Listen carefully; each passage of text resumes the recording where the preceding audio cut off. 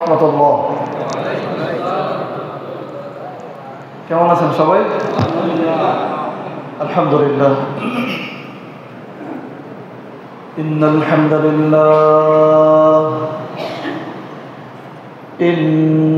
হামদালিল্লাহ নাহমাদুহু ওয়া নাস্তাঈনুহু মান ইয়াহদিহিল্লাহু ফালা মুদিল্লা লাহু ওয়া মান ইউদ্লিল ফালা হাদিয়া লাহু।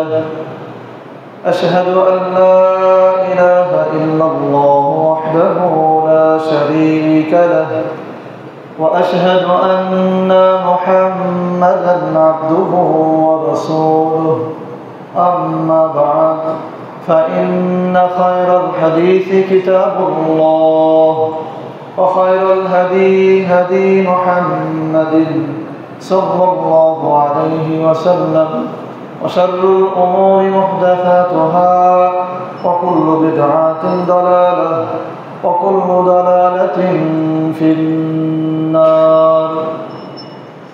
মহান আল্লাহ সুবহানাহু ওয়া তাআলার দরবারে শুকরিয়া আদায় করছি। আল্লাহ রাব্বুল আলামিন আমাদের সকলকে শয়তানের যাবতীয় তৎপরতা ছিন্ন করে দুনিয়ার যাবতীয় ব্যস্ততা দূরে ঠেলে দিয়ে দূর দূরান্ত থেকে একত্রিত হয়ে যথাসময়ে জুমার সালাত আদায় করতে আসার তৌফিক দান করেছেন। এই জন্য সেই আল্লাহ তাআলার আলিশান দরবারে শুকরিয়া আদায় করে পড়ছি আলহামদুলিল্লাহ। প্রিয় উপস্থিতি, আজকে আমরা একটি গুরুত্বপূর্ণ বিষয়ে আলোচনা করব।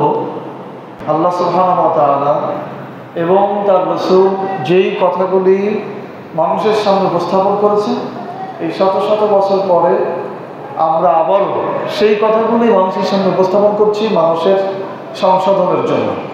সুতরাং এই কথাগুলি আমি আপনাদেরকে কোনো কারণবশত বলছি এইটা ভাবার সুযোগ নেই। আল্লাহ সুবহানাহু ওয়া তাআলা এবং তার রাসূল বলেছেন, তাই আমি আপনাদেরকে আবারও শোনাচ্ছি। আপনারা জেনে থাকবেন যে মুহাম্মদ সাল্লাল্লাহু আলাইহি ওয়াসাল্লাম ব্যতীত ওনার পূর্বে আরও নবী রাসূল এসেছেন। হুদ আলাইহিস সালাম, সালেহ আলাইহিস সালাম, নূহ আলাইহিস সালাম, এরকম অসংখ্য নবী এসেছেন। আপনারা দেখবেন সূরা হুদ 11 নম্বর সূরা, এই সূরার মধ্যে নূহ আলাইহিস সালাম, হুদ আলাইহিস সালাম, সালেহ আলাইহিস সালাম, ইব্রাহিম আলাইহিস সালাম ইনারা কিভাবে তার কওমদেরকে দাওয়াত দিয়েছেন, তার সম্প্রদায়কে দাওয়াত দিয়েছেন, আর দাওয়াতের পরিপ্রেক্ষিতে তার সম্প্রদায়ের লোকেরা কি উত্তর দিয়েছে, কারা গ্রহণ করেছে, কারা করে নাই এবং জবাবে কি বলেছে, সেই বিষয়গুলি সেখানে লেখা আছে। সেই সময়ের কথা এটা আল্লাহ তাআলা লিখে দিয়েছেন এই জন্য পরবর্তী সময়ে মুহাম্মদ সাল্লাল্লাহু আলাইহি ওয়াসাল্লাম যখন দাওয়াতি কাজ করেছেন তখন ওনারও এ ধরনের অবস্থার সম্মুখীন হতে হয়েছে এবং পরবর্তী উম্মার মধ্যে যারাই এই কথাগুলো বলবে তাদেরও এ ধরনের সমস্যার সম্ভাবনা থাকতে পারে। এই জন্য আল্লাহ তাআলা সেই ইতিহাসগুলি তুলে ধরেছেন পরবর্তী দায়ীরা যেন এই বিষয়গুলি থেকে শিক্ষা নেয় এবং তাদের সমস্যা এবং সম্ভাবনা সম্পর্কে তারা যেন অবগত হয়। তো দেখবেন হুদ আলাইহিস সালাম যখন তার কওমকে দাওয়াত দিয়েছিলেন তখন উনি এভাবে বলেছিলেন যে আমি দেখছি যে আমার জাতি, আমার সম্প্রদায় তারা ভুল পথে পরিচালিত হচ্ছে। তো তোমরা আমাদের ভাই, আমিও তোমাদের ভাই, ভাই হিসাবে আমার দায়িত্ব তোমরা যে ভুল পথে পরিচালিত হচ্ছ সেখান থেকে তোমাদেরকে ফেরায় নিয়ে আসা। এই জন্যই আমি তোমাদেরকে তাওহীদের দিকে, এক আল্লাহর দিকে আহ্বান করছি। এটি ছিল হুদ আলাইহিস সালামের দাওয়াত এবং ম্যাক্সিমাম নবীরা এভাবেই দাওয়াত দিয়েছেন তার সম্প্রদায়কে। এবং উনি বলেছেন, ইন আজরিয়া ইল্লা আল্লাহ, আমি যেই কাজ করছি, আমি যেই তোমাদেরকে আহ্বান করছি, এটার প্রতিদান আমি তোমাদের কাছে কিছু চাই না, তোমাদের কাছে কোনো সম্পদ বা মাল চাই না, এর প্রতিদান চাই আমি আল্লাহর কাছে। তো আমরা যারা দাঁড়িয়ে আছি আমরাও আমাদের প্রতিদান চাই আল্লাহর কাছে, মানুষের কাছে আমরা প্রতিদান চাই না। কারণ মানুষ আমাদেরকে যে প্রতিদান দেবে সেটা আমাদের দাওয়াতের চেয়ে, আমাদের কষ্টের চেয়ে, আমাদের বিপদের চেয়ে খুবই নগণ্য, খুবই সামান্য। সুতরাং মানুষের কাছে প্রকৃত দায়ী যারা তারা কখনো প্রতিদান চায় না। নবীগণ চায়নি, আমরাও চাই না। তো যেভাবে হুদ আলাইহিস সালাম তার সম্প্রদায়কে দাওয়াত দিয়েছিলেন এবং বলেছিলেন যে আল্লাহ ব্যতীত তোমরা আমার বিরুদ্ধে সবাই মিলে ষড়যন্ত্র করো, কিন্তু আমি এক আল্লাহর দিকেই আহ্বান করে যাব। তো আমরা ওনাদের মতো হয়তো অত আত্মপ্রত্যয়ী না, যেহেতু ওনারা তো নবী ছিলেন, আমরা তো সাধারণ। তবে তাদের শিক্ষা নিয়ে আমরা এদিকে অগ্রসর হতে চাই যে আমরা মৃত্যুর অবধি পর্যন্ত মানুষকে আল্লাহর পথে আহ্বান করব, তাওহীদের পথে আহ্বান করব। তাতে আমাদের সমালোচনা হোক, আমাদের নিন্দা হোক, আমাদের বিরুদ্ধে ষড়যন্ত্র হোক, আমাদের বিরুদ্ধে জুলুম হোক, যাই হোক না কেন, কিছু মানুষ গ্রহণ করবে, কিছু করবে না, এটাই আদি অনন্তকালের বাস্তবতা। তা আমি হুদ আলাইহিস সালামের কথা ধরে আপনাদেরকে এটা বলবো যে আজকের যে আলোচনার বিষয়, এটি মৌলিকভাবে কোনো ব্যক্তি, কোনো প্রভাবশালী লোক বা কোনো দল কাউকে আঘাত করার জন্য নয়। আজকের আলোচনা শুধু আমার জাতির জন্য। নবীগণ, নবী রাসূলগণ যেমন ওহী পেয়ে বুঝেছিলেন যে তার জাতি ভুল পথে পরিচালিত হচ্ছে, আমরা কোরআন হাদিস পড়ে বুঝেছি যে আমাদের জাতির নেতা যারা আছে, আমাদের জাতির লোকেরা যারা আছে, তারাও ভুল পথে পরিচালিত হচ্ছে। তো সেই ভুল আমরা যেহেতু কোরআন হাদিস পড়ে এটা বুঝেছি যে মানুষ ভুল পথের দিকে অগ্রসর হচ্ছে, আমাদের দায়িত্ব হয়ে যায় যখন ভুল পথে কেউ যায় বা কোনো সম্প্রদায় যায়, কোনো লোকেরা যায়, তাদেরকে সঠিক পথে ফেরায় আনা। তাহলে আমি আমার জাতিকে সঠিক পথে ফেরায় আনার জন্যই আলোচনা করছি, কাউকে আঘাত করা বা কাউকে অপমান করার জন্য নয়। সুতরাং আমাকে ভুল বোঝার কোনো সুযোগ নেই, যেহেতু আমরা নবীদের কাজগুলোই করে যাচ্ছি। নবী রাসূলগণ যে কাজগুলো করেছিলেন, আমরা রব্বানি হয়ে, আল্লাহ সুবহানাহু ওয়া তাআলা কোরআনে বলেছেন রব্বানিগণ কোথায়, তারা কেন মানুষকে হারাম ভক্ষণ করতে নিষেধ করে না। অর্থাৎ যারা কোরআন জানে, যারা হাদিস জানে, তাদেরকে আল্লাহ তাআলা রব্বানি বলেছেন, তাদেরকে আল্লাহ তাআলা আলেম বলেছেন, জ্ঞানী বলেছেন। তাদের দায়িত্বই হচ্ছে মৃত্যুর আগ পর্যন্ত মানুষকে আল্লাহর পথে আহ্বান করা, সঠিক পথের দিকে পরিচালিত করা। তো এই উদ্দেশ্যে আজকে আলোচনা। আমি আশা করবো আপনারা মনোযোগ সহকারে শুনবেন এবং বোঝার চেষ্টা করবেন। আল্লাহ আমাদেরকে তৌফিক দান করুন, আমিন। প্রিয় উপস্থিতি, আজকের আলোচনার বিষয় আদর্শ নেতা অনুসরণের গুরুত্ব। আজকের আলোচনার বিষয় আদর্শ নেতা অনুসরণের গুরুত্ব। অর্থাৎ আদর্শ নেতা অনুসরণ করার জন্য আল্লাহ তাআলা কতটুকু গুরুত্ব দিয়েছেন, রাসূল সাল্লাল্লাহু আলাইহি ওয়াসাল্লাম কতটা গুরুত্ব দিয়েছেন, এবং আমাদেরও আদর্শ নেতা অনুসরণ করার গুরুত্ব কতখানি, এইটা আজকে আলোচনার মাধ্যমে আমরা জানবো ইনশাআল্লাহ। শিরোনামটাকে আপনারা বুঝতে পেরেছেন? আদর্শ নেতা অনুসরণের গুরুত্ব, অর্থাৎ আদর্শ নেতাকে অনুসরণ করার গুরুত্ব কতখানি। ভূমিকাতে আমরা বলবো মানব জাতির সহজাত বৈশিষ্ট্য। আমার কথা স্পষ্ট বোঝা যাচ্ছে? মানব জাতির সহজাত বৈশিষ্ট্য হচ্ছে প্রজ্ঞাবান বা শক্তিশালী মানুষের আনুগত্য হওয়া, আনুগত্য করা মানুষের সহজাত বৈশিষ্ট্য। মানে এমনিতে এই বৈশিষ্ট্যগুলো মানুষের মধ্যে আছে। তারা জ্ঞানী বা শক্তিশালী মানুষের আনুগত্য করবে, নেতৃত্ব মেনে চলবে। অর্থাৎ সহজ কথায় হচ্ছে মানুষের অভ্যাসটাই এরকম যে তাদের মধ্যে যারা জ্ঞানী বা যারা শক্তিশালী, ক্ষমতাশালী, প্রভাবশালী, তাদের পেছনে চলবে, তাদের আনুগত্য মেনে নেবে। এটাই মানুষের জন্য স্বাভাবিক। নেতৃত্ব মেনে নেওয়াটা স্বাভাবিক। জীবনের কোনো না কোনো ক্ষেত্রে সাধারণ মানুষ কারো না কারো নেতৃত্ব মেনে নেবে, এটা মানুষের একটা বৈশিষ্ট্য। তবে এই নেতৃত্ব মেনে নেওয়ার ক্ষেত্রে আমাদেরকে একটা বিষয় বুঝতে হবে বা আমাদের খেয়াল রাখতে হবে যে যার আনুগত্য আমরা করছি, যার নেতৃত্ব আমরা মেনে নিচ্ছি, সে আমাদেরকে নিয়ে আসলে কি করতে চায়। সে কি আমাদের সমর্থন নিয়ে ক্ষমতা আর অর্থ ভোগ করতে চায়, নাকি আমাদের সমর্থন নিয়ে সে আমাদেরকে কল্যাণের পথে পরিচালিত করতে চায়। এই দুইটা বিষয় আমাদেরকে ভাবতে হবে। খুবই নিপুণ বিষয় আপনাদের ভেতরে নিতে হবে। মানুষ সহজাতভাবে এমনিতেই শক্তিশালী বা প্রজ্ঞাবান মানুষের আনুগত্য করবে, নেতা মেনে নেবে, এটা স্বাভাবিক। কিন্তু এই নেতা মেনে নেওয়ার ক্ষেত্রে আমাকে আপনাকে ভাবতে হবে যে আমার এই সমর্থন নিয়ে সে কি ক্ষমতার অর্থ চায়, নাকি আমাকে কল্যাণের দিকে পরিচালিত করতে চায়, জনগণকে কল্যাণের দিকে পরিচালিত করতে চায়, নাকি এই জনগণের সমর্থন নিয়ে ক্ষমতা অর্থ চায়, প্রভাবশালী হতে চায়, কোনটা চায়। এইটা বিবেচনা করে আমাকে সমর্থন দিতে হবে। এগুলো যাচাই বাছাই না করে যদি আমরা সমর্থন দেই বা কার আনুগত্য মেনে নেই, তাহলে আমাদের বিপদ হওয়ার সম্ভাবনা রয়েছে। প্রিয় উপস্থিতি, আজকে আলোচনার বিষয় হচ্ছে আদর্শ নেতা অনুসরণের গুরুত্ব। আজকে আলোচনা থেকে আমরা এটাই জানার চেষ্টা করব যে আমরা কাদের অনুসরণ করছি এবং আমাদের কাদের অনুসরণ করা দরকার। প্রথমে আমরা জানব আদর্শ নেতার পরিচয়। আদর্শ নেতার পরিচয়, আদর্শ নেতা কাকে বলে, কে আদর্শ নেতা হয়? আমি নিজের থেকে সংজ্ঞা বলবো না, রাষ্ট্রবিজ্ঞানের পরিভাষা, যারা রাষ্ট্রবিজ্ঞানে পড়েছেন বা এই বিষয়ে পড়ার সুযোগ হয়েছে, দেখবেন রাষ্ট্রবিজ্ঞানে আদর্শ নেতার একটা সংজ্ঞা আছে, অর্থাৎ আদর্শ নেতার পরিচয়। আদর্শ নেতা বলতে এমন একজন লোককে বোঝায় যে তার অধীনস্থ জনগণের সার্বিক কল্যাণ বয়ে আনে। পলিটিক্যাল সায়েন্স বা রাষ্ট্রবিজ্ঞানে বলা হচ্ছে আদর্শ নেতা ওই ব্যক্তিকে বোঝায় যে তার অধীনস্থ জনগণের জন্য সর্বোচ্চ কল্যাণ বয়ে নিয়ে আসে এবং সে তার অনুসারীদেরকে সঠিক পথ দেখাতে সমর্থ হয়। এই হচ্ছে আদর্শ নেতার পরিচয়।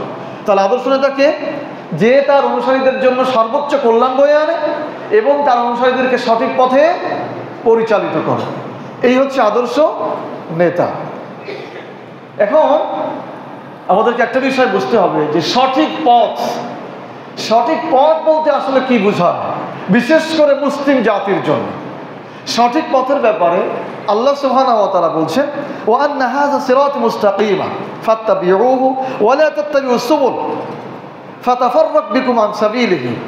আল্লাহ তাআলা বোঝাতে চেয়েছেন ওয়া আন্না হাযা সিরাত মুস্তাকিম, আল্লাহ বলেছেন এই যে আমার সঠিক পথ, পথের মধ্যে অনেকগুলি পথ রয়েছে। ফাত্তাবিউহু, আমার যে সঠিক পথ সেই পথ তোমরা অনুসরণ করো। ফাতাফাররাক বিকুম আন সাবিলিহি, যদি তোমরা আমার পথ থেকে বিচ্যুত হয়ে যাও বা ওই পথগুলি, আরও যে অনেকগুলি পথ রয়েছে সেই পথে যদি তোমরা পরিচালিত হও, তাহলে ওই পথগুলি আমার পথ থেকে তোমাদেরকে বিচ্যুত করে ছাড়বে। সূরা আরাফ আয়াত নম্বর 153। এই আয়াতের ব্যাখ্যা আমরা যদি একটি হাদিস বলি, রাসূল সাল্লাল্লাহু আলাইহি ওয়াসাল্লাম বুঝাতে যেভাবে বলেছিলেন, উনি আঙ্গুল দিয়ে রেখা টেনেছিলেন। একটা রেখা আপনারা অনেকেই জানেন, সরল রেখা। সরল রেখা মানে কি? সোজা রেখা। এরকম সরল একটা রেখা টানলেন, সোজা একটা দাগ দিলেন, আর তার ডাইনে বামে আরো বাঁকা বেশ কিছু দাগ দিলেন বা রেখা টানলেন। এরপর রাসূল সাল্লাল্লাহু আলাইহি ওয়াসাল্লাম সরল রেখার উপর আঙ্গুল রেখে বললেন, আল্লাহ তাআলা বলেছেন ওয়া আন্না হাযা সিরাতুল মুস্তাকিম, এইটাই হচ্ছে আমার সরল পথ, যেই পথ শেষ হয়েছে যে জান্নাতে। বলেন সুবহানাল্লাহ। আর এই যে ডাইনে বাঁয়ে যে পথগুলি দেখছো, এই পথগুলি হচ্ছে বক্র পথ। এই পথের প্রত্যেক পথের শুরুতে শয়তান বা শয়তানের অনুসারীরা বসে আছে, তারা তোমাদেরকে ডাকবে এই পথে আসো, এই পথে আসো, এই পথ ঠিক, এই পথ ঠিক। তখন যদি তুমি সঠিক পথ বুঝতে বিভ্রান্ত হয়ে যাও, তাহলে ওই বক্র পথে যদি হাঁটা চলা শুরু করো, তাহলে জান্নাতের পথ থেকে তুমি সরে যে জাহান্নামের পথে হাঁটবা, সামনে জাহান্নাম আছে। সরল পথে আমাদেরকে হাঁটতে হবে। দেখেন, আমরা প্রত্যেক সালাতের মধ্যে বলি ইহদিনাস সিরাতাল মুস্তাকিম, আমাদেরকে সরল পথ দেখান, সঠিক পথ দেখান। সেই সরল পথটা আসলে কোন পথ? সেই সরল পথ হচ্ছে ইসলামের পথ। কোন পথ? ইসলামের পথ। ইসলাম একটি আদর্শ, একটি ব্যবস্থা, একটি জীবন ব্যবস্থা, এটাই হচ্ছে একটি পথ।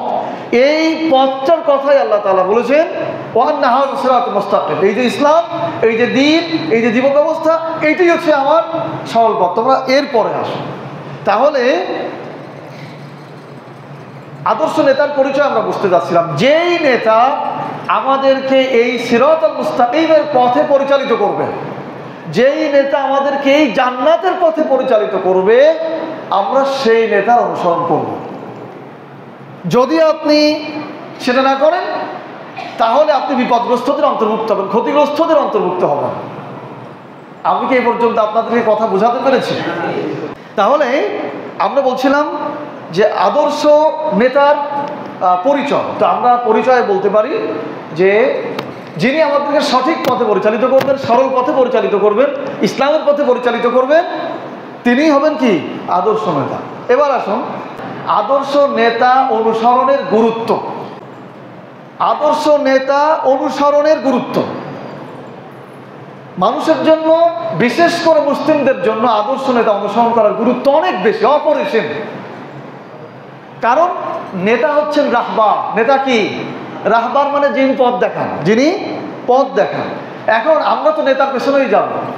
রাহবারই যদি পথ না চেনে, রাহবারই যদি ভুল পথে পরিচালিত হয়, তাহলে তার অনুসারীরাও ভুল পথে যাবে। রাহবার যদি ভুল পথে যেয়ে গর্তের মধ্যে পড়ে যায়, তাহলে অনুসারীরাও ভুল পথে যেয়ে গর্তের মধ্যে পড়বে। এটাই স্বাভাবিক।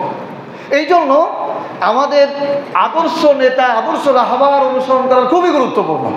যে আমরা কার পেছনে যাচ্ছি এটা আমাদেরকে খুব ভালোভাবে বুঝতে হবে। বিশেষ করে বুঝতে হবে এ কারণে যে আমরা দুনিয়াতে যেই নেতার অনুসরণ করব, আমি যুবকদেরকে অনুরোধ করবো খুব মনোযোগ সহকারে শোনার জন্য। আমরা দুনিয়াতে যেই নেতার অনুসরণ করব, হাসরের মাঠে সেই নেতার পেছনে আমরা উঠব। দুনিয়াতে আমরা যেই নেতার অনুসরণ করব, হাসরের মাঠে আমরা সেই নেতার পেছনে উঠব। এটি আমার কথা নয়, বা এই ধরনের কথা বললেই অনেকে মনে করেন রাজনৈতিক কথা, মোটেও তা নয়। এটি আল্লাহ সুবহানাহু ওয়া তাআলা বলেছেন। আল্লাহ বলছেন ইয়াওমা নাদউ কুল্লা উনাসিন বিইমামিহিম। আল্লাহ বলছেন ইয়াওমা নাদউ কুল্লা উনাসিন বিইমামিহিম, অর্থাৎ সেই দিন ইয়াওমা নাদউ, সেদিন আহ্বান করা হবে কুল্লা উনাসিন, প্রত্যেককে বা প্রত্যেক সম্প্রদায়কে বা প্রত্যেক দলকে, বিইমামিহিম, তার নেতা সহ, তার নেতা সহ প্রত্যেককে সেদিন আহ্বান করা হবে। সূরা বনী ইসরাঈল আয়াত নম্বর ৭১। তাহলে প্রত্যেককেই যদি তার নেতা অনুসারে নেতাকে সহ আহ্বান করা হয়,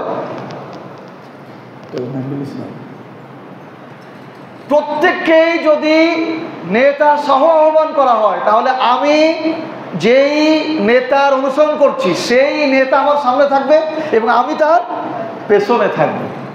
তাহলে আমাকে আপনাকে চিন্তা করতে হবে যে কতটা গুরুত্বপূর্ণ। আমি দুনিয়াতে যেই নেতার অনুসরণ করছি, হাসরের মাঠে সেই নেতা আমার সামনে থাকবে। তাহলে আমার এই নেতা দুনিয়াতে যদি পথভ্রষ্ট হয়, আমার এই নেতা যদি আল্লাহর কাছে ক্রোধের পাত্র হয়, তাহলে তার পেছনে উঠে আমি কি পাবো সেদিন? কথা কি বুঝে আসছে আপনাদের? এখন যেই নেতা আল্লাহর পথ থেকে সরায় আপনাদেরকে অন্যদিকে নিয়ে যাবে, যেই নেতা সালাতের দিক থেকে অন্যদিকে নিয়ে যাবে, কোরআনের আইন থেকে অন্যদিকে নিয়ে যাবে, সে তো আল্লাহর কাছে প্রিয় পাত্র হতে পারে না। এখন আপনিও যদি তার পেছনে ছোটেন, সে যদি আল্লাহর ক্রোধ ভাজন হয়ে থাকে, আল্লাহ তারপর রাগান্বিত, তাহলে আপনি তার পেছনে উঠছেন, হাসরের মাঠে আপনি কি পাবেন?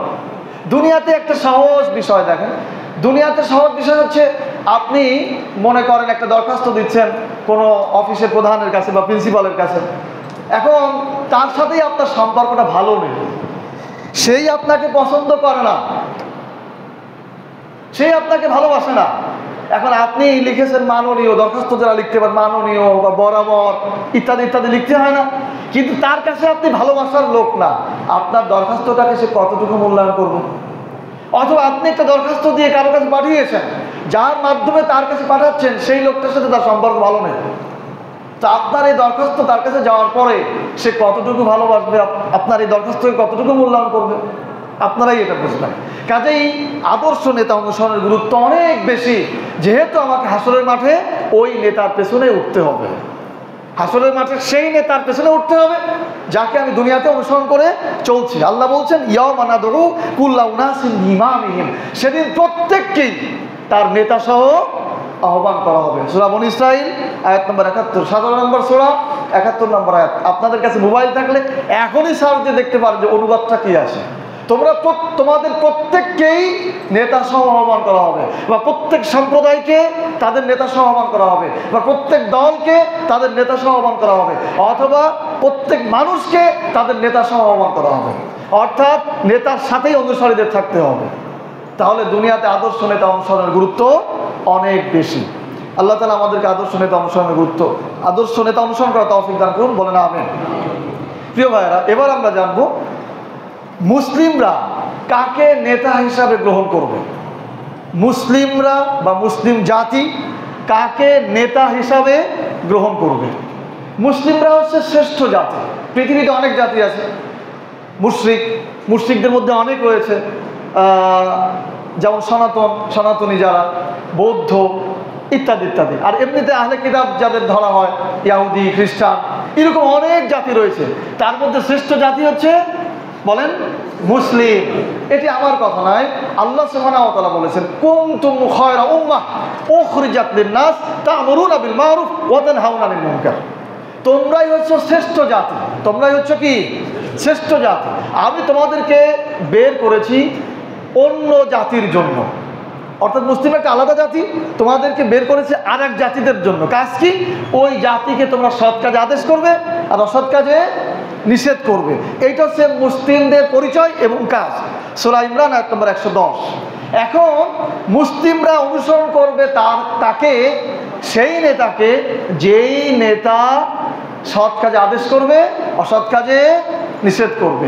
মুসলিমরা অনুসরণ করবে সেই নেতাকে যেই নেতা তার অনুসারী বা তার সম্প্রদায় নিয়ে অন্য জাতিকে বা অন্য লোকদেরকে সৎ কাজে আদেশ করবে অসৎ কাজে নিষেধ করবে। তাহলে মুসলিমরা অনুসরণ করবে কাকে? কোন নেতাকে? যেই নেতার চরিত্রে আছে সে সৎ কাজে আদেশ করে অসৎ কাজে বাধা প্রদান করে। এখন আপনি যখন নেতার অনুসরণ করবেন তখন আপনাকে বুঝতে হবে যে আমি যেই নেতার অনুসরণ করি সে কি সৎ কাজে আদেশ করে নাকি অসৎ কাজের জন্য সহযোগিতা করে। যদি আপনি দেখেন যে আপনার নেতা সৎ কাজে আদেশ করে না, তাহলে আপনি তার অনুসরণ করতে পারবেন না, কারণ আপনি মুসলিম। কারণ আপনি কি? আপনি নিজেকে মুসলিম হিসেবে মনে করলে আপনি কোনোভাবেই এমন কোনো নেতাকে অনুসরণ করতে পারবেন না যেই নেতা অসৎ কাজে সহযোগিতা করে। অবশ্যই সেই নেতাকে অনুসরণ করতে হবে যে সৎ কাজে আদেশ করে বা সহযোগিতা করে এবং অসৎ কাজে নিষেধ করে। তাহলে মুসলিমরা অনুসরণ করবে কাকে? যে সৎ কাজে আদেশ করবে। প্রিয় ভাইয়েরা, মুসলিমরা কাকে নেতা হিসেবে মানবে এর আরেকটি সূত্র রয়েছে। আরেকটি সূত্র হচ্ছে এই, মুসলিমদের প্রধান আদর্শিত নেতা হচ্ছেন মুহাম্মদ সাল্লাল্লাহু আলাইহি ওয়াসাল্লাম। প্রধান আদর্শের নেতা কে? মুহাম্মদ সাল্লাল্লাহু আলাইহি ওয়াসাল্লাম, যিনি একটি আদর্শ রেখে গিয়েছেন, যিনি একটি আদর্শ মানব জাতির সামনে রেখে গিয়েছেন, যে আদর্শের নাম ইসলাম। যে আদর্শের নাম কি? ইসলাম। পৃথিবীতে আরো অনেক আদর্শ রয়েছে, যেমন গণতন্ত্র একটি আদর্শ, ডেমোক্রেসি, যেটা রেখে গিয়েছে মার্টিন লুথার কিং অথবা আব্রাহাম লিঙ্কন। এনারাও কিন্তু এই আদর্শ রেখে গেছেন। এরপর এর আগে আইনস্টাইন, প্লেটো, এনারাও এই আদর্শটা রেখে গিয়েছে। আবার ধর্মনিরপেক্ষ মতবাদ, সেকুলারিজম বলা হয় যেটা, এটাও একটা আদর্শ, এইটাও রেখে গেছে লর্ড ম্যাকিয়াভেলি, এটা তার আদর্শ। জাতীয়তাবাদ, এটাও একটা আদর্শ। রাশিয়ার সমাজতন্ত্র রেখে গিয়েছে, এটাও একটা আদর্শ। তো এই আদর্শ এক একজন এক একটা রেখে গিয়েছে। আর মুহাম্মদ সাল্লাল্লাহু আলাইহি ওয়াসাল্লাম রেখে গিয়েছেন যে আদর্শ, সেই আদর্শের নাম কি? ইসলাম। তাহলে আমরা তো এখানে একজনও কি এরকম আছি যে আমরা বলবো যে আমি মুহাম্মদ সাল্লাল্লাহু আলাইহি ওয়াসাল্লামের উম্মত না? বলবো কেউ? কেউ বলবো না। তাহলে মুহাম্মদ সাল্লাল্লাহু আলাইহি ওয়াসাল্লাম আদর্শ রেখে গেলেন ইসলাম। তাহলে আমি যদি মুহাম্মদ সাল্লাল্লাহু আলাইহি ওয়াসাল্লাম, উম্মত মানে কি? উম্মত মানে অনুসারী, উম্মত মানে তার দলের লোক। তাহলে আমি কিভাবে ম্যাকিয়াভেলি, মার্টিন লুথার কিং অথবা মাও সেতুং বা আব্রাহাম লিঙ্কন এদের আদর্শ মেনে নিতে পারি? এটা কি সম্ভব? আপনি যখন এগুলো মেনে নেবেন তখন ওর উম্মত হবেন। উম্মত মানে অনুসারী, উম্মত মানে দল। আপনি যখন ডেমোক্রেসিকে মনে প্রাণে মেনে নেবেন, এটাকে আদর্শ হিসাবে ধরবেন, তখন আপনি হয়ে যাবেন আব্রাহাম লিঙ্কন বা মার্টিন লুথার কিং এর অনুসারী। উম্মত না হয় আমি বললামই না, যেহেতু উম্মত শব্দটা কোরআনে ব্যবহৃত আছে। আপনি যদি সমাজতন্ত্রকে মেনে নেন তাহলে আপনি হবেন মাও সেতুং এর অনুসারী। আপনি যদি ধর্মনিরপেক্ষতাকে মেনে নেন তাহলে আপনি হবেন ম্যাকিয়াভেলির অনুসারী। আমি কি বুঝাতে পারতেছি কথা আপনাদের? তাহলে আমাদেরকে মুসলিম হিসেবে অনুসারী হতে হবে কাদের? মুহাম্মদ সাল্লাল্লাহু আলাইহি ওয়াসাল্লাম। তার আদর্শের নাম কি? ইসলাম। তিনি একমাত্র আদর্শিত নেতা যার কথা আল্লাহ সুবহানাহু ওয়া তাআলা বলেছেন, লাকাদ কানা লাকুম ফি রাসূলিল্লাহি উসওয়াতুন হাসানাহ লিমান কানা ইয়ারজুল্লাহ ওয়াল ইয়াউমিল আখির। আল্লাহ বলছেন তোমাদের জন্য একমাত্র আদর্শিত নেতা তিনি হচ্ছেন তোমাদের রাসূল মুহাম্মদ সাল্লাল্লাহু আলাইহি ওয়াসাল্লাম। কাদের জন্য? যারা পরকালকে ভয় করো, পরকালে আল্লাহর সামনে দাঁড়ানোর আকাঙ্ক্ষা করো, আল্লাহর সামনে যারা দাঁড়াতে চাও তাদের জন্য নেতা হচ্ছেন মুহাম্মদ সাল্লাল্লাহু আলাইহি ওয়াসাল্লাম। এখানে একটি বিষয় ভেঙে দেওয়া দরকার। আমরা অনেকে মনে করি হ্যাঁ আমি তো মুহাম্মদ সাল্লাল্লাহু আলাইহি ওয়াসাল্লামের উম্মত, আমি অবশ্যই রসুলকে ভালোবাসি, আমি পাঞ্জাবি পরেছি রসুলকে ভালোবেসে, আমি দাড়ি রেখেছি রসুলকে ভালোবেসে, আমি পাগড়ি পরেছি রসুল সাল্লাল্লাহু আলাইহি ওয়াসাল্লামকে ভালোবেসে, আমি নামাজ পড়তে এসেছি রসুল সাল্লাল্লাহু আলাইহি ওয়াসাল্লামকে ভালোবেসে। হ্যাঁ নিশ্চিত এ কথা সত্য এবং আপনি যেটা বুঝেছেন এটাও সত্য। কিন্তু ইসলামের দুইটা দিক আছে, আমি আর একদিন আলোচনা করব ইনশাআল্লাহ। ইসলামের পূর্ণ চিত্র, ইসলামের কয়টা দিক আছে? দুইটা দিক। একটা হচ্ছে ইবাদত কেন্দ্রিক দিক, আর একটা হচ্ছে শাসন কেন্দ্রিক দিক। এই যে আপনি যেগুলো করছেন, সালাত, তাসবিহ, জিকির, এগুলি হচ্ছে ইবাদত কেন্দ্রিক দিক। এইগুলি রসুল দিয়েছেন, রসুল করেছেন। আবার আরেকটি দিক রয়েছে, সেটি হচ্ছে শাসন কেন্দ্রিক দিক। কোরআনে আল্লাহ তাআলা শাসনের আয়াত বর্ণনা করেছেন, রাষ্ট্রনীতি, পররাষ্ট্রনীতি, অর্থনীতি, বিচার ব্যবস্থা, আইন, আদালত, এগুলি সব কোরআনে দিয়েছেন। এগুলিও রসুলের আদর্শ। এখন আপনি তো অর্ধেকটা মেনেছেন, বাকি অর্ধেকটা আর একজনের আদর্শ মানছেন। আচ্ছা বলেন তো দেখি, আপনি যদি এরকম হন যে আপনি একটা দলের, এই বর্তমান যে অবস্থা, একটা দলের কর্মী হয়ে আপনি কি আরেক দলের কর্মীর আরেক দলের মিছিলে যেতে পারবেন? তাহলে আপনাকে রাখবে? কথা বলেন, বহিষ্কার করবে কি না? আপনি যদি ওই দলের শৃঙ্খলের বাইরে কাজ করেন, তাহলে বহিষ্কার করবে কি না? করবে তো। তাহলে আপনি মুহাম্মদ সাল্লাল্লাহু আলাইহি সাল্লামের দলের লোক হয়ে যদি অন্য দলের মিছিলে দেন, অন্য দলের আদর্শ মানেন, তাহলে আপনি কি সেখানে থাকতে পারবেন? পারবেন না। প্রিয় ভাইরা, তাহলে আমাদের আদর্শিত নেতা হচ্ছেন মুহাম্মদ সাল্লাল্লাহু আলাইহি সাল্লাম। তাহলে আমরা তাকে অনুসরণ করব, যেই নেতা রসুলের আদর্শ গ্রহণ করে আদর্শিত, যেই নেতা রসুলের চরিত্র গ্রহণ করে চরিত্রবান, যেই নেতা রসুলের চিন্তা আদর্শ দিয়ে রাষ্ট্র পরিচালনা করতে চায়, যে নিজেকে রসুলের সৈনিক মনে করে, যে নিজেকে কিসের সৈনিক মনে করবে? রসুলের সৈনিক মনে করবে। আমরা মুসলিম, আমরা অন্য কারো সৈনিক নই। প্রিয় ভাইয়ের, আমি আপনাদের কাছে হাত জোড় করে বলছি, আমি কোনো দলের কথা বলছি না এখানে, আমি কোনো দলের রিপ্রেজেন্টেটিভ না, আমি কোনো দলের প্রতিনিধি না, আমি মুসলিম, আমি আল্লাহর প্রতিনিধি, আমি খলিফা, আমি গোটা মুসলিম জাতির কাছে এটা বলছি যে আমরা কোন মানুষের সৈনিক হতে পারি না, আমরা রসুলের সৈনিক। কার সৈনিক? আমরা রসুলের সৈনিক। আমাদের রসুলের আদর্শ মেনে নিতে হবে, রসুলের কাজ করতে হবে, রসুলের শাসন প্রতিষ্ঠার জন্য চেষ্টা করতে হবে। রসুল যে চিন্তা দিয়ে রাষ্ট্র পরিচালনা করেছেন, সেই চিন্তা দিয়ে আমাদেরকে করতে হবে। আমরা যেই সমস্ত চিন্তা দিয়ে করছি, এই সেকুলারিজম, কমিউনিজম, ন্যাশনালিজম, ডেমোক্রেসি, এইগুলো হচ্ছে গ্রিক দর্শন। সেই গ্রিসে যে সমস্ত দর্শন আবিষ্কৃত হয়েছিল, সেইগুলো আধুনিকায়ন হয়ে ক্রমান্বয়ে আমাদের উপরে চেপে বসেছে। প্রিয় ভাইরা, তাহলে আমরা তাকেই মানব যে রসুলের চরিত্রে চরিত্রবান, যে রসুলের আদর্শে আদর্শিত, যে রসুলের চিন্তা দিয়ে রাষ্ট্র পরিচালনা করতে চায়। যারা গ্রিক আদর্শ দিয়ে, মানুষের আদর্শ দিয়ে রাষ্ট্র পরিচালনা করতে চায়, তাদেরকে আমরা নেতা হিসাবে গ্রহণ করতে পারি না। প্রিয় ভাইরা, যেই নেতারা তাদের জাতীয় নেতাদের আদর্শ গ্রহণ করতে চায়, পৃথিবীর বিভিন্ন দেশে, আমাদের দেশেও আছে, জাতীয়, প্রত্যেক দেশে একজন জাতীয় নেতা থাকবে, আছে। দেখুন, অসংখ্য ভাইরা বলে যে আমরা এই নেতার আদর্শ মেনে চলি। না, আপনি কথা বলতে পারেন না, আপনি মুসলিম, আপনি বলবেন আমি রসুলের আদর্শ মেনে চলি। আপনি কোনো জাতীয় নেতার আদর্শ মেনে চলতে পারেন না। যিনি জাতীয় নেতার আদর্শ মেনে কোনো রাজনৈতিক দল করবেন বা কোনো রাষ্ট্র আদর্শ প্রতিষ্ঠিত করতে চাইবেন, মূলত তিনি ইসলামের পক্ষে থাকবেন না। যদিও আপনি বুঝতে পারতেছেন না, কিন্তু বাস্তবতাটা এটাই। আল্লাহ সুবহানাহু ওয়া তাআলা বলেছেন, আতিউল্লাহ আতিউর রাসূল ওয়া উলিল আমরি মিনকুম, তোমরা আনুগত্য করো আল্লাহ, তোমরা আনুগত্য করো রসুলের, আর তোমরা আনুগত্য করো তার যে আল্লাহ এবং তার রসুলের আনুগত্য করে, আল্লাহ এবং তার রসুলের অনুসরণ করে, তার আনুগত্য করো। সূরা নিসা 59 নম্বর আয়াত, আল্লাহর বিধান এটা। সুতরাং আপনি নিজেকে মুসলিম বললে অন্য কারো, যারা রসুলের আদর্শের বাইরে, তার আনুগত্য করতে পারেন না। আল্লাহ তাআলা আমাদেরকে তৌফিক দান করুন, আমিন। প্রিয় ভাইরা, এবার যে অংশটি বলবো, খুব মনোযোগ সহকারে শোনেন। আল্লাহর কাছে ঘৃণিত নেতা কারা? আল্লাহর কাছে ঘৃণিত নেতা কারা? নেতৃত্ব হচ্ছে আল্লাহর একটি নিয়ামত, নেতৃত্ব হচ্ছে আল্লাহর একটা নিয়ামত। যারা নেতৃত্ব পেয়ে মানুষকে ইসলামের আদর্শ থেকে দূরে সরায় নিয়ে যায়, যারা নেতৃত্ব পেয়ে মানুষকে ইসলামের অনুশাসন থেকে দূরে নিয়ে যায়, এই সমস্ত নেতারা হচ্ছে আল্লাহর কাছে ঘৃণিত। আল্লাহর কাছে কি? ঘৃণিত বা নিন্দিত বা বিতাড়িত। এটি আমার কথা নয়, আল্লাহ সুবহানাহু ওয়া তাআলা বলছেন, ওয়াজআলনাহুম আইম্মাতান ইয়াদউনা ইলান নার ওয়া ইয়াওমাল কিয়ামাতি লা ইউনসারুন ওয়া ইয়াওমাল কিয়ামাহ হুম মিনাল মাকবুহিন। আল্লাহ বলছেন, ওয়াজআলনাহুম আইম্মাতান ইয়াদউনা ইলান নার, আমি তাদেরকে নেতা বানিয়েছিলাম। আল্লাহ বলছেন, আমি তাদেরকে নেতা বানিয়েছিলাম। ইয়াদউনা ইলান নার, কিন্তু তারা মানুষকে জাহান্নামের দিকে ডেকেছে, তারা মানুষকে জাহান্নামের দিকে ডেকেছে। ওয়ায়াউমাল কিয়ামাতি লা ইউনসারুন, কিয়ামতের মাঠে তারা কোনো সাহায্যকারী পাবে না। ওয়ায়াউমাল কিয়ামাতি হুম মিনাল মাকবুহিন, এবং কিয়ামতের মাঠে তারা হবে ঘৃণিত। মাকবুহিন মানে চরমভাবে তারা ঘৃণিত হবে। সূরা কাসাস আয়াত নম্বর 41-42। আয়াত বুঝেছেন আপনারা?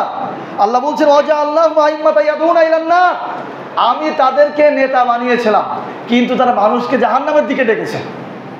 এই জন্য কিয়ামতের মাঠে তারা সাহায্যকারী পাবে না এবং তারা হবে ঘৃণিত। সূরা কাসাস আয়াত নম্বর 41-42। প্রিয় ভাইরা, এই আয়াতটি অবতীর্ণ হয়েছিল ফেরাউনকে উদ্দেশ্য করে।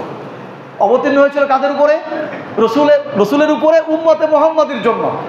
আল্লাহ তাআলা ওই সময় লোকদেরকে বোঝাতে চেয়েছিলেন যে ফেরাউন যে নীতিতে রাষ্ট্র পরিচালনা করত, ফেরাউন একটা আইন দিয়ে, একটা নীতি দিয়ে রাষ্ট্র পরিচালনা করত, তখন মুসা আলাইহিস সালাম এসে বললেন যে তুমি তোমার এই নীতি দিয়ে রাষ্ট্র পরিচালনা করতে পারবে না, বরং তাওরাতে যে নীতি আছে, যে আইন আছে, সেটা দিয়ে রাষ্ট্র পরিচালনা করতে হবে। তখন ফেরাউন কি মুসা আলাইহিস সালামের কথা মেনে নিয়েছিল? আপনারা ইতিহাস জানেন, অনেক ঘটনা ঘটেছে। আল্লাহ সুবহানাহু ওয়া তাআলা তখনই আয়াত অবতীর্ণ করেছিলেন, ওই ঘটনাকে কেন্দ্র করে আয়াত অবতীর্ণ করেছেন যে আমি তাদেরকে নেতা বানাইছিলাম। ফেরাউনকে নেতা বানাইছিল কে? এই এখনো যাদেরকে নেতা বানানো হচ্ছে আল্লাহই বানাইছে, না হলে কি নেতা হতে পারে? নেতা হচ্ছে একটা নিয়ামত।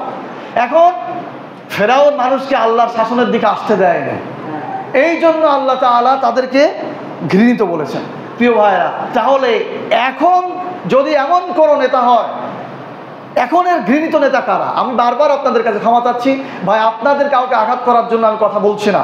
আমি চাই আপনি আমার ভাই, আপনি মুসলিম, আমি আপনার ভাই, আমরা সবাই একসাথে ইসলামের ছায়াতলে আসবো, ইসলামী নীতি আইন শাসনের ছায়াতলে আসবো। এই জন্য কাজে এটা আপনি নিজের কাঁধে নেবেন না। তাহলে এখন ঘৃণিত নেতা কারা? যারা এখনে মানে আল্লাহর কাছে কারা নিন্দিত হবে? যারা মানুষকে আল্লাহর শাসনের দিকে আসতে দিতে চায় না, যারা কোরআনের আইনের দিকে আসতে দিতে চায় না, যারা তাদের নেতা কর্মীদেরকে নিয়ে কোরআনের আইন যেন প্রতিষ্ঠিত না হয় তার প্রচেষ্টা চালায়, যারা তাদের কর্মীদেরকে উৎসাহিত করে ইসলাম ব্যতীত অন্য আদর্শ বাস্তবায়নে, এরাই কিন্তু ঘৃণিত নেতা হবে। আমি ওই নেতাদেরকে তুচ্ছ করছি তা না, তাদেরকেও বোঝানোর চেষ্টা করছি ভাই এই ধরনের নেতারা ঘৃণিত হবে, সুতরাং আপনি হয়েন না। আমার কথা কি পরিষ্কার? সুতরাং আপনি হয়েন না।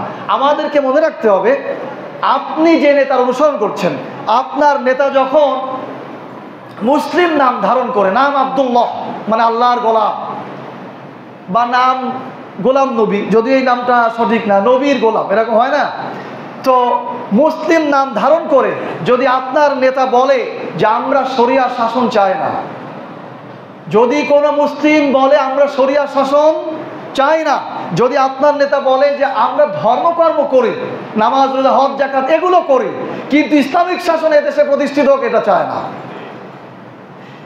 এবং ইসলামিক শাসন প্রতিষ্ঠার পথে তাদের সাধারণদেরকে নিয়ে বাধা হয়ে দাঁড়ায়, এরা কিন্তু ধর্মকর্ম যাই করুক না কেন, এরা কিন্তু আল্লাহর কাছে নিন্দিত হবে, ঘৃণিত হবে, কারণ তারা মানুষকে আল্লাহর পথে আসতে দিতে চায় না, আল্লাহর শাসনের দিকে আসতে দিতে চায় না। প্রিয় ভাইরা, আমরা যারা নেতৃত্বের আসনে আসি, আমাদেরকে এটা বুঝতে হবে যে আমরা আল্লাহর পথে আসি, আল্লাহর আইন রয়েছে কোরআনে, সেই কোরআন বাস্তবায়নের চেষ্টা করি। আল্লাহ তাআলা আমাদেরকে তৌফিক দান করুন, আমিন।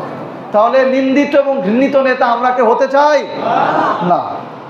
অডিয়েন্সগুলো, আমরা শেষ পর্যায়ে চলে আসছি। ঘড়ি ঠিক আছে? এটা আমার কাছে তো মনে হচ্ছে অনেক সময় রয়ে গেছে, আমার কাছে মনে হচ্ছে অনেক সময় রয়ে গেছে। জি, শেষের পথে আমরা চলে আসছি। হাসর মাঠে আল্লাহর সামনে ভ্রান্ত নেতা ও অনুসারীদের বিতর্ক। হাসর মাঠে চলে যান, হাসর মাঠে যেদিন কোটি কোটি পৃথিবীর শুরু থেকে শেষ পর্যন্ত মানুষ উঠবে আল্লাহর সামনে, সেখানে এই হাসর মাঠে আল্লাহর সামনে ভ্রান্ত নেতা ও অনুসারীদের বিতর্ক হবে। এবার আমরা যেটা জানবো, হাসর মাঠে আল্লাহর সামনে ভ্রান্ত নেতা ও অনুসারীদের বিতর্ক। হাসর মাঠে বিচার প্রক্রিয়া দেখে ভ্রান্ত নেতার অনুসারীরা, মানে এই যে এতক্ষণ যেটা বুঝলাম ভ্রান্ত নেতা কারা, এই ভ্রান্ত নেতার অনুসারীরা যখন বুঝবে যে আমাদের জন্য নিশ্চিতভাবে জাহান্নামের শাস্তি অপেক্ষা করছে, তখন তারা তাদের নেতাদের সাথে বিতর্ক লিপ্ত হবে। কি বিতর্ক করবে? এইটা আল্লাহ তাআলা আমাদের সতর্ক হওয়ার জন্য আগেই কোরআনে লিখে দিয়েছেন। আল্লাহ সুবহানাহু ওয়া তাআলা সেই কথাগুলি বলছেন এভাবে, ওয়ালাউ তারা ইযিয যালিমুনা মাওকুফুন ইনদা রাব্বিহিম ইয়ারজিউ বা'দুহুম ইলা বা'দিল কওল। আল্লাহ বলছেন, যদি তুমি দেখতে যে জালিমরা যখন আল্লাহর সামনে দণ্ডায়মান হবে, জালিমরা যখন আল্লাহর সামনে দাঁড়াবে, অর্থাৎ এই সকল লোকেরা যখন আল্লাহর সামনে দাঁড়াবে, ইয়ারজিউ বা'দুহুম ইলা বা'দিল কওল, তারা একে অপরের সাথে বিতর্কে লিপ্ত হবে, একজন আর একজনের সাথে তর্ক করবে, নেতার অনুসারীরা তর্কে লিপ্ত হবে। ইয়াকুলুল লাযিনা ইসতুদঈফু লিল লাযিনা ইসতাকবারু লাউলা আনতুম লাকুন্না মুমিনিন। ইয়াকুলুল লাযিনা ইসতুদঈফু, যাদেরকে দুর্বল মনে করা হতো বা যারা অনুসারী ছিল, যারা সমর্থক সহযোগী ছিল, এরা লিল্লাযিনা ইসতাকবারু, যারা ক্ষমতাদর্পী বা যারা নেতা ছিল তাদেরকে বলবে লাউলা আনতুম লাকুন্না মুমিনিন, যদি তোমরা না থাকতে তাহলে আমরা মুমিন হতাম, যদি তোমরা না থাকতে তাহলে আমরা মুমিন হতাম। প্রিয় ভাইরা, আপনারা কি কথা বুঝতে পারতেছেন? ওই যাদের কাছে মোবাইল আছে আয়াত নাম্বার বললে সার্চ দেবেন, আমি ঠিক যে অনুবাদ করছি এটাই আছে। যদি তোমরা না থাকতে তাহলে আমরা লাকুন্না মুমিনিন, আমরা মুমিন হয়ে যেতাম। তাহলে নেতাদেরকে দোষ দিচ্ছে যে তোমরা যদি না থাকতে তাহলে আমরা কি হতাম? মুমিন হতাম। এবার ক্বালাল লাযিনা ইসতাকবারু লিল্লাযিনা ইসতুদঈফু, আবার ওই নেতারা বলবে, নেতারা বা ক্ষমতাদর্পী, ইস্তেকবার মানে ক্ষমতাশীল, ক্ষমতাশালী, আর তুদঈফু মানে দুর্বল বা সহযোগী।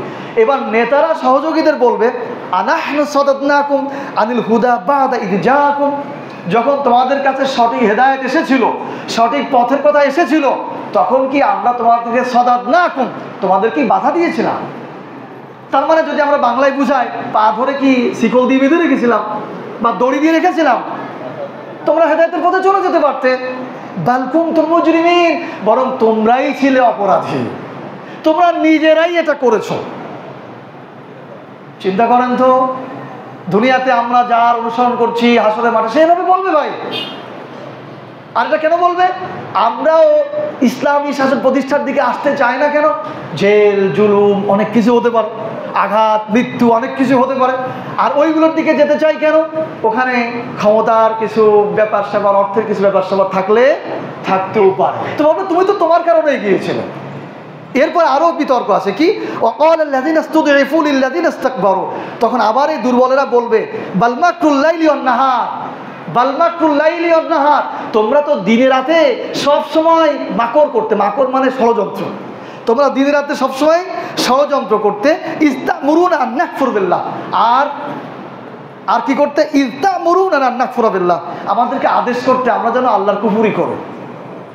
বা এভাবে বলা যেতে পারে, এখন যদি বলা হয় যে আমাদেরকে বুঝাতে যে আল্লাহর শাসন প্রতিষ্ঠিত হোক, এই চেষ্টা তোমরা করে না। ওয়ানাজআল্লাহু আনদাদা, আর আমাদেরকে বলতে আল্লাহর সাথে শরীক করতে। প্রিয় ভাইরা, আল্লাহর আইন প্রতিষ্ঠা ব্যতীত অন্য মানুষের আইন প্রতিষ্ঠা করাই কিন্তু শিরক। যদি আমাদের দেশে শুধু তাবিজ আর মূর্তি পূজার শিরক বলা হয়, কিন্তু সংসদ ভবনে যে আইন বাস্তবায়ন করা হয় এইটা বড় শিরক। এটা আল্লাহর দায়িত্ব তারা নিজেরা ঘাড়ে নিয়েছে। আল্লাহর আইনকে বাদ দিয়ে অন্য আইন তারা বাস্তবায়ন করছে, যে দলই হোক না কেন, সে যেই করুক না কেন, এটা মহা বড় শিরক। যাক, আমার আলোচনা ওইদিকে না।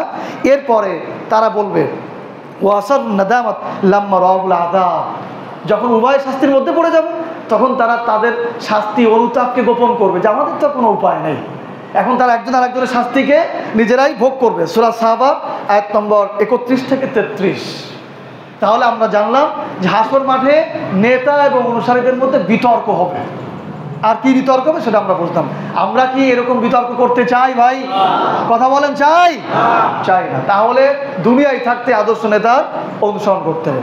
সর্বশেষ যেটি বলবো সেটি হচ্ছে ভ্রান্ত নেতার অনুসরণ কিংবা সমর্থন করলে আপনার ক্ষতি কি? আপনি যদি ভ্রান্ত নেতার অনুসরণ করেন তাহলে আপনার ক্ষতি কি হবে?